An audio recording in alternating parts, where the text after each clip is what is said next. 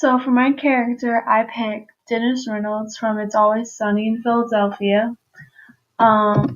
It's basically a show about a group of friends, and they own a bar, and they basically just get in a bunch of scams, and they all have different mental disorders, really. So I tried to identify some of his symptoms, and the first one I noticed was anorexia nervosa disorder, which is characterized by fasting, excessive exercise, and self-induced weight loss. And this is just a clip that sort of shows it all.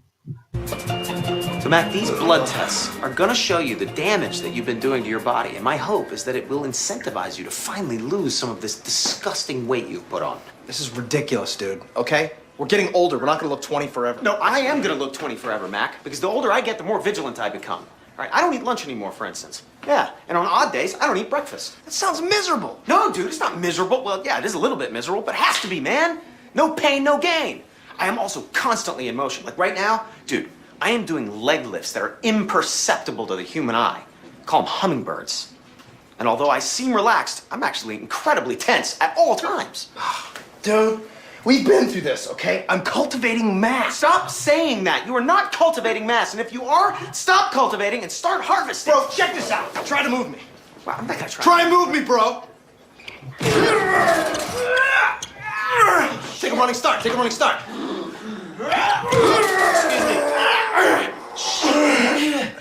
Did you want me to read these test results or not? Yeah, I'm just trying to move him. He's like a brick wall. You try and move me, Doc. No. Here, read the results, though. Well, I see severe dehydration here, multiple vitamin deficiencies, anemia, low blood pressure. Ooh, Mac, look, I don't want you to fret, okay? I'm gonna get you on my exercise program. I'm gonna get you fit as a fiddle. These are your results, Mr. Reynolds. What? No, those can't be my results. I'm healthy as shit. Well, not according to your tests. I'm healthier than you, bro. No. Well, I wouldn't exactly say you're healthy. You have type 2 adult onset diabetes. Type 2 adult onset diabetes? Shh. What does that mean for me? Well, that means you're going to have to inject yourself several times a day with insulin. Or else you probably need to think about losing a little weight. Whoa. But I'm healthy besides the diabetes. No. But I'm more healthier than he is, I think is the point that you're trying to make. Even with the diabetes. Dude, stop saying diabetes. You sound like an ass. You okay, dude? Fine, I just, been doing a lot of hummingbirds today. I'm good. Have you eaten anything today? No. All right. Let's get out of here, bro. I'm gonna get you something to eat. Okay. I'm gonna lift you up. No, I'm not as strong as I thought, Dennis. Okay, I've hurt my back. So,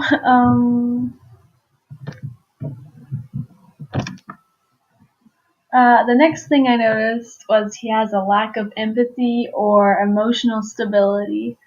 And so on multiple occasions he admits he doesn't have feelings, and he only gets feelings for like a really short amount of time after he gets married and then divorces her. But yeah, and just some other times, like, he doesn't really have much reaction to some of the examples I listed below.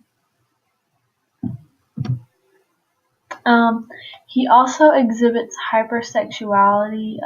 He has this system that he uses to attract people and then neglect and separate entirely. So yeah. He also has an inflated sense of self. These are just a few quotes that he has called himself or talked about himself. And here's another video clip of him at his high school reunion. Tim does not deserve to be the king of the mountaintop. I am the king of the mountaintop. I reign supreme over everyone in this school. I am the golden god of this place. I reign supreme. I.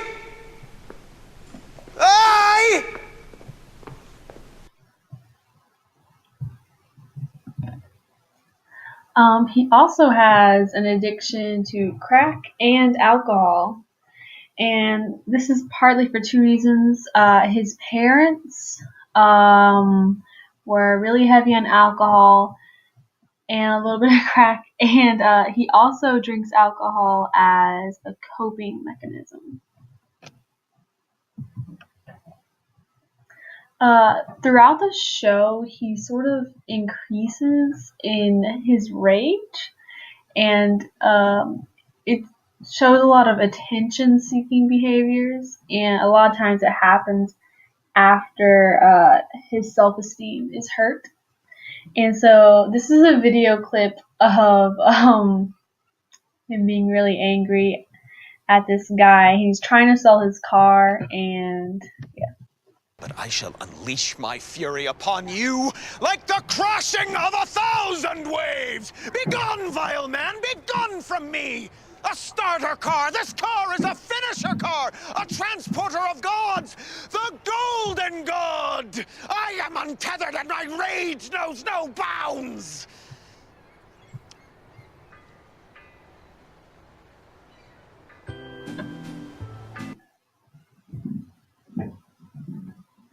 And here's another example.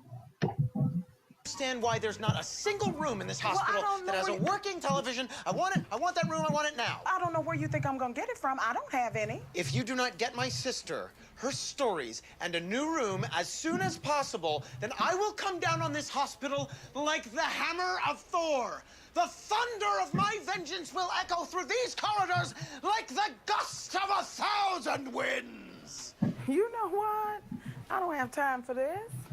I ain't going to jail over you. I will beat your ass and think nothing of it. I'm not doing this with you today. I'm not.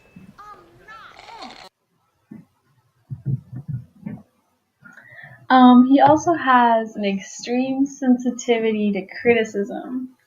There was one episode where he attempts plastic surgery and a chemical peel all at once, and it ends badly, of course. And I also have a clip from this other episode where there's this dating app and he gets rated low, and it really hurts his self-esteem. I mean, half a star? It doesn't change the 5-star man who he is. I'm a 5-star man! I'm a 5-star man! Mr. Steinman. Yes? Bring us the truth. I'm a 5-star man!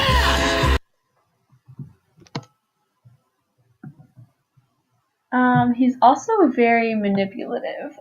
He really loves controlling everyone and everything. And I put a video clip of him talking about sort of how he controls his friends.